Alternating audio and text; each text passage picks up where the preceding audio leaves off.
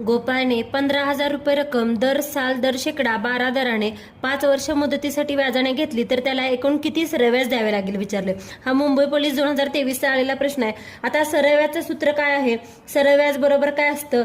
मुद्दल गुणिले काळ गुणिले दर भागिले 100। आता ह्या ज्या दिलेल्या किमती आहेत त्या ह्याच्यामध्ये आपण ठेवूयात। मुद्दल किती आहे? 15,000 गुणिले काळ किती दिलाय?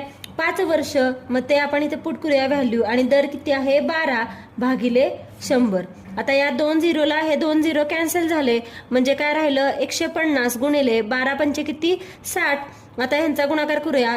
15 गुणिले 6 किती? 15 सक्क 90, आणि हे 2 झिरो ॲज इट इज, म्हणजे किती झालं? 9,000। तर किती सरळ व्याज द्यावं लागेल? 9,000, ऑप्शन 2।